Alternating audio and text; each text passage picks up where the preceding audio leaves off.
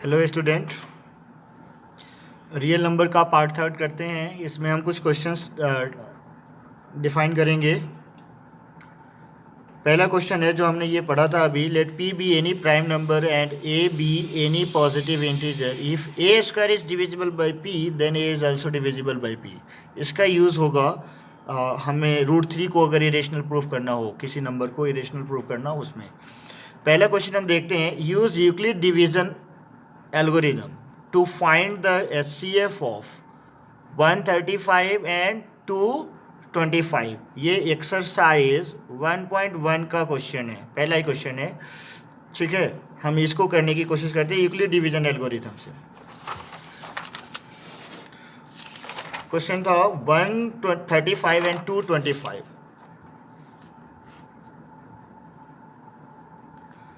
125 and 135 and 225। 225, हाँ यही question है। इसका हमें यूक्लिड डिवीजन एल्गोरिथम से HCF फाइंड आउट करना है। तो सबसे पहले हमें जो डिवीज़न मेथड आता है, पहले हम उससे एक बार हम निकाल के देख लेते हैं कैसे करेंगे। इसमें जो छोटा वैल्यू होता है उससे बड़े वाले को हम डिवाइड करते हैं। 135 से हम 225 को डिवाइड करेंगे।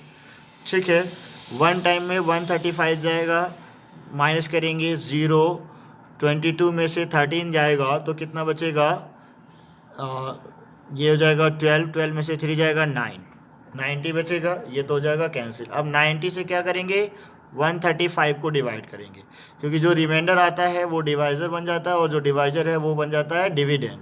अब 90 से फिर से हम ये वन टाइम में पढ़ेंगे और ये आ जाएगा 45। 45 से फिर हम 90 को डिवाइड करेंगे और 2 टाइम्स में 90 आ जाएगा। और HCF यहाँ पे क्या आ जाएगा, ये हमने पढ़ा है डिवीज़न मेथड से LCM निकालना। लेकिन हम इसी को हम अब आप ऐसे भी बना सकते हैं, कोई दिक्कत नहीं है।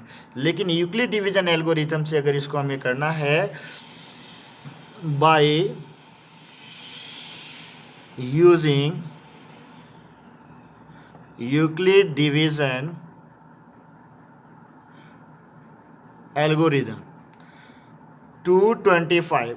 एल्गोरिथम पहले मैं लिख देता हूँ, a is equal to b q plus r होता है। देयरफॉर यहाँ पे 225 कोई पॉजिटिव इंटीजर है और यहाँ पे हमें डिवाइजर क्या लेना है, 135। 135 का टेबल हमने कितने टाइम में पढ़ा है, कोसेंट 1 लिया तो रिमाइंडर यहाँ पे भी देख सकते हैं आप, कोसेंट जब 1 लेते हैं तो रिमाइंडर क्या आया है यहाँ पे 90। यहाँ पे रिमाइंडर नॉट इक्वल टू 0 है। ये प्रोसेस जब तक रिमाइंडर 0 नहीं होता है, फिर से हम यूक्लिड डिवीजन एल्गोरिथम अप्लाई करेंगे। Again apply Euclid division algorithm. तो क्या हो जाता है, हमारा जो रिमाइंडर था वो बन जाता है डिवाइजर और जो डिवाइजर था वो बन जाता है dividend. 135 is equal to 90 into 1 plus 45 remainder फिर आया। फिर रिमाइंडर नॉट इक्वल टू 0 है तो again apply Euclid division algorithm. फिर 90 is equal to 45 into 2 plus remainder क्या आया 0। अब यहाँ पे रिमाइंडर जब 0 आ गया तो जो डिवाइजर था वो आपका क्या हो जाता है, HCF हो जाता है। यही मेथड यूज करना है। आप चाहे तो दोनों में से कोई सा भी बना लीजिए या फिर दोनों बना दीजिए। ठीक है, नेक्स्ट क्वेश्चन हम एक बार देखते हैं कि नेक्स्ट क्वेश्चन क्या है। नेक्स्ट क्वेश्चन है, use Euclid division lemma to show that the cube of any positive integer is of the form 9m, 9m plus 1 और 9m plus 8। cube of any positive integer, cube of any positive integer, ये भी exercise 1.1 का, exercise 1.1 का last question है, शायद 5th question या 6th question है। ठीक है, चलिए cube of any positive integer है।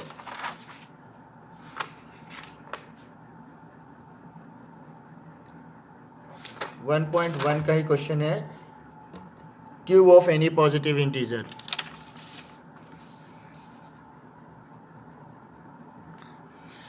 तो सबसे पहले हम क्या कर लेंगे, let A be any positive integer and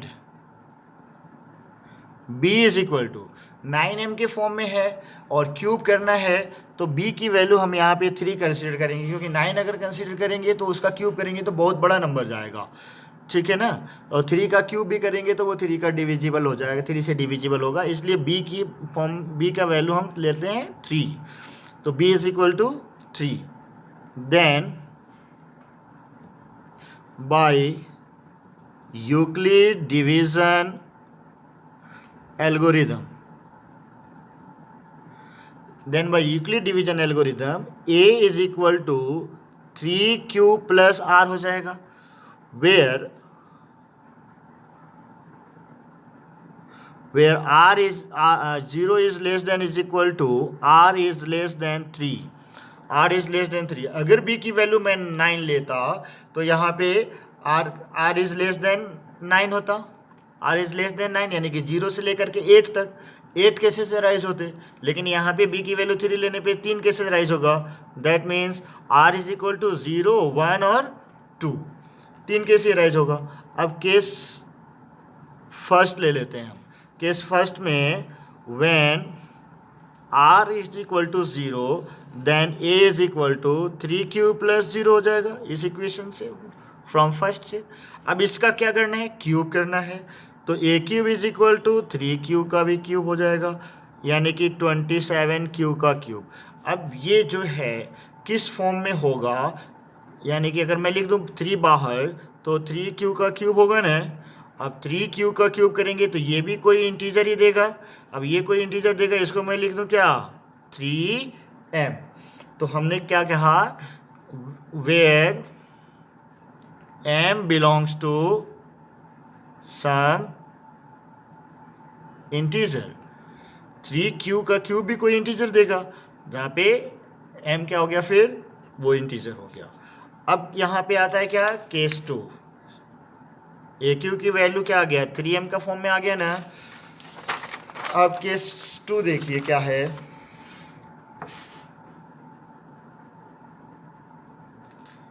case second में व्हेन रिमाइंडर अगर 1 है तो a की वैल्यू क्या हो जाएगा, 3q प्लस 1 हो जाएगा। एंड क्यूबिंग बोथ साइड करेंगे, क्यूबिंग बोथ साइड्स, तो a का क्यूब और 3q प्लस 1 का भी क्यूब हो जाएगा। अब इसका cube a cube plus b cube plus 3ab into a plus b, ये वाली वैल्यू आ गया, यानी कि 27q का क्यूब। अब इसको मल्टीप्लाई कर लेते हैं, 3 3 जा 9, 9 3 जा 27q स्क्वायर, फिर इसको मल्टीप्लाई करते हैं तो 9q प्लस 1 आ जाएगा। ठीक है, अब इसमें से इन तीनों में से अगर मैं 3 कॉमन करूं तो ये 9q का क्यूब हो जाएगा, और ये भी 9q स्क्वायर हो जाएगा, और ये 3q हो जाएगा प्लस 1। अब ये वाली पूरी की पूरी वैल्यू कोई इंटीजर होगी, यानी कि मैं इसको लिख लूँ 3m plus 1 where m belongs to some integer, क्योंकि यहाँ पे q की कोई भी वैल्यू लेंगे तो ये कोई इंटीजर ही देगा ना। ठीक है, यानी कि 3m प्लस 1 का फॉर्म भी आ गया। और दूसरा क्या है, दूसरा तो हो गया, तीसरा केस राइज करते हैं, केस थर्ड। केस थर्ड में when r is equal to 2, जब रिमाइंडर 2 होगा then a is equal to 3q plus 2, again cubing both side, a cube is equal to, इसका भी क्यूब करेंगे 27q का क्यूब प्लस b का cube यानी 8 plus 3ab, 3 into 3 into 2 18q into a plus b 3q plus 2। अब 27q का cube plus 8 plus 18 3 जा 54q plus 18 q का स्क्वायर हो जाएगा, 18 2 जा 36q हो जाएगा। अब इसमें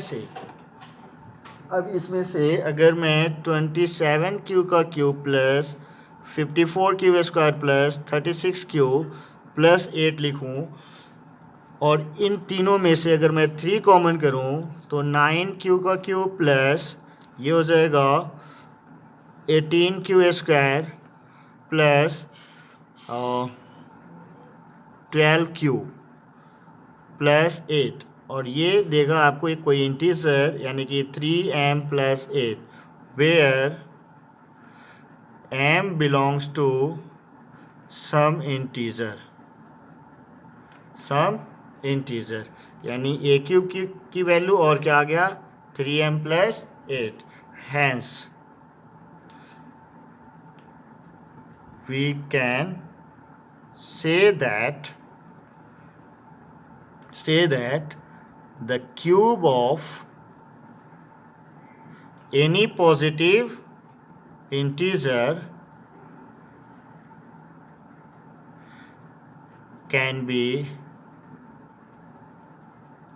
written as 3m, 3m+1 और 3m+8। ठीक है, 3m+8 ये हो गया। अब एक नेक्स्ट क्वेश्चन और देख लेते हैं जल्दी जल्दी में।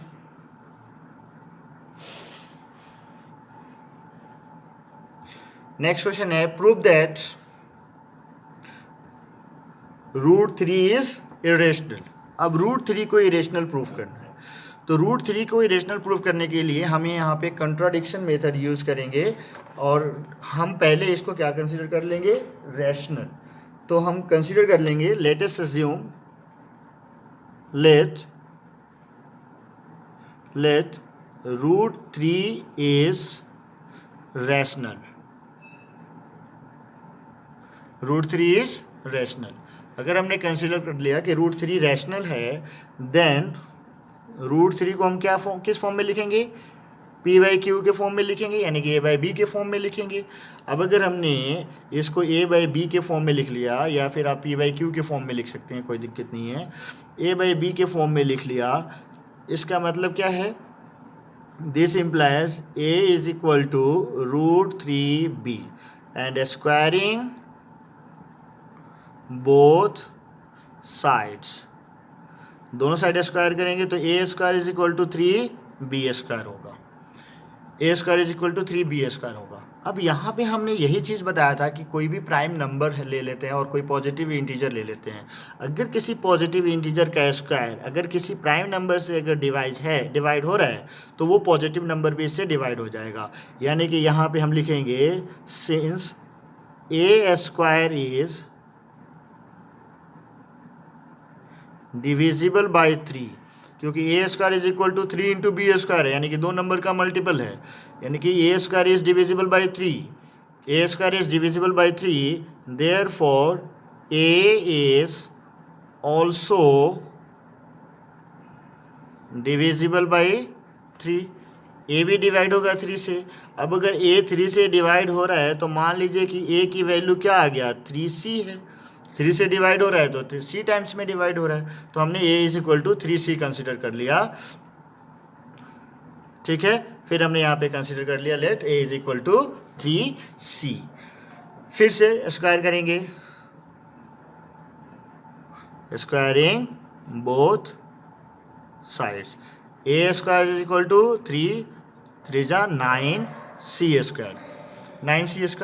अब a² की वैल्यू अगर मैं पुट करूं तो क्या पुट करूंगा, यहाँ से 3b² पुट कर सकता हूं, लिख लेता हूं 3b² is equal to 9c²। इस 3c इसको कैंसिल करेंगे, यानी कि b² is equal to 3c²। अब देखिए b² भी 3 से डिविजिबल हो रहा है, since b² is divisible by 3, therefore b is also divisible by 3, यानी कि b भी 3 से डिवाइड हो रहा है।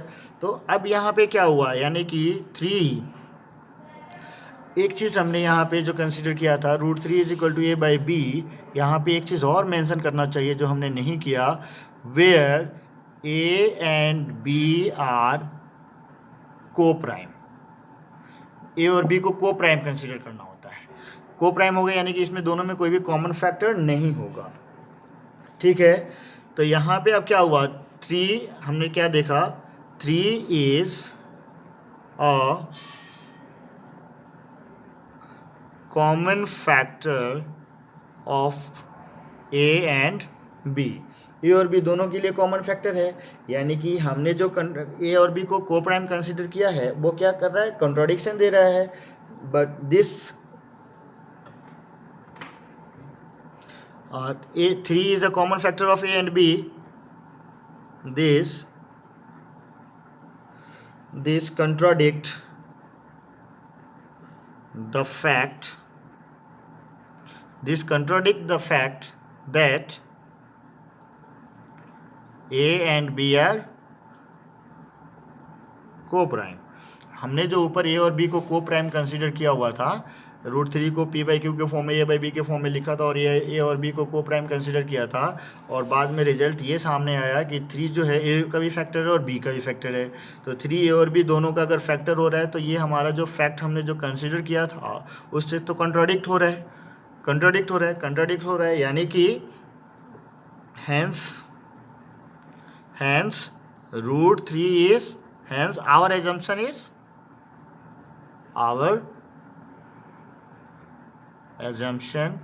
is wrong,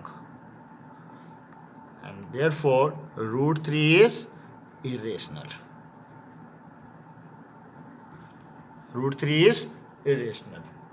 Thank you.